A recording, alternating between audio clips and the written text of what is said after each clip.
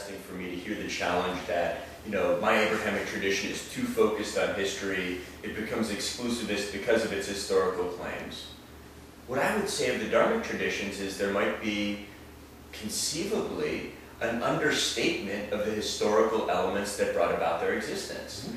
That a lot of the Dharmic traditions came about in specific historical periods due to specific sociological and historical circumstances that may be understated in a way that they shouldn't be, that there's a missing element of historicity in the way that you're portraying them. Sure. That maybe could enrich the practice if added back in. Sure. Absolutely correct. Most lineages in the Dharmic traditions have a historicity within the lineage. So like the Dalai Lama is a 14th reincarnation of, it's not biologically transmitted but reincarnation. So there's a bit of a difference there. But nevertheless, it's a historical trend. They know the history of all the 14. So, and you find that many Hindu sects have a similar thing, that before that there was a founder of a certain tradition and there's a whole historicity of that. The difference between this historicity and the Abrahamic historicity is the exclusivity claim. None of these traditions says that this particular incarnation of God, which starts my lineage, is the only one and the exclusive one. And none of them says that if I go to another part of the world, in Africa or Native Americans, and they've had a spiritual experience of God, my job is to crush them and to finish them off because they're somehow doing something wrong. That's their experience. I leave it alone. I respect them. And I share with them my experience and my ideas, and listen to their ideas, and we may disagree, but we can do it with respect. We can have differences with respect. So the difference, what I call difference anxiety. Difference anxiety is the anxiety that somebody is different from me. It could be gender difference, could be difference of race, could be difference of religion, could be whatever. That difference anxiety is a cause for the West wanting to get rid of difference because there's an anxiety over it.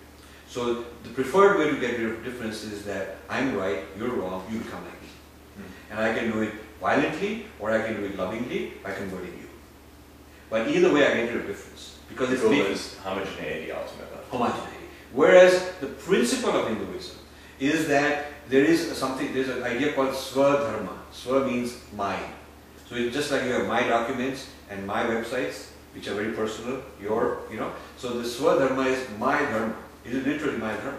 So there is a Joshua Swadharma, which is your dharma. So your Swadharma. And there's a Rajiv Swadharma, which is my Swadharma. So the idea that this is my dharma, my purpose in this world, my role, so this is Brahman as Rajiv, has got a very distinct purpose and role. The same director makes many scripts and many roles for all the different characters to be played. So when the director hires you and says you got to be Joshua as X, he gives you a certain personality and a role, and when he says you got to be Joshua as Y, it's a different one. So when I'm doing my Swadharma, I'm being true to my calling. And I want you to do your Swadharma as Brahman, as Joshua, born in a certain community, born with a certain tradition, born with certain ideas from prophets, certain books. I want you to do that, because then you are enriching the whole cosmos by playing your role, as I am playing my role. So I have no desire to condemn it, or to convert you, or to tell you you're going to go to hell, or any of that stuff.